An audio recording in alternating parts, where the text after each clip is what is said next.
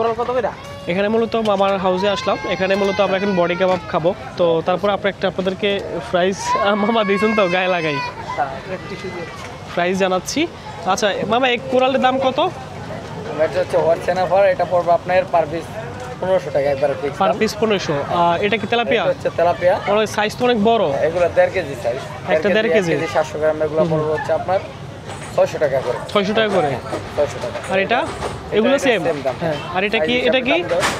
এটা হচ্ছে বিফ, হ্যাঁ গরুর মাংস। এটা বড় পার পিস 100 টাকা বললে। এটা হচ্ছে বিফ গরু মাংসের পার পিস 100 টাকা। এটা হচ্ছে রেশমি কাবাব। রেশমি কাবাব, হ্যাঁ মালাইকারি বলে অনেকে, রেশমি বলে। এটা পড়বে পার পিস 100 টাকা। এটা বললেস। আচ্ছা আর এটা বোল খাইতে চায় না, এটা বললেস শুধু। যারা বোল খাইতে চান এটা শুধু বললেস, তাদের জন্য 100 টাকা করে। এটা হচ্ছে কাশ্মীরের, আপনার ইন্ডিয়ান কাশ্মীরিটা, এটাকে বলে হারিয়ালি।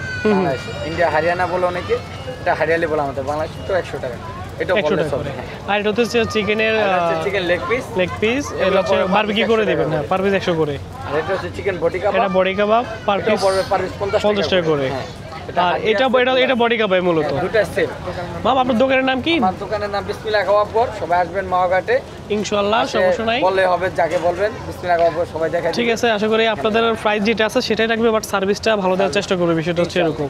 দেন আমরা এখন দুইটা আপাতত বডি কাবাব নিয়েছি, আমাদের ওগুলো তৈরি করা হচ্ছে, কিছুক্ষণের মধ্যে আপনাদের খাবো।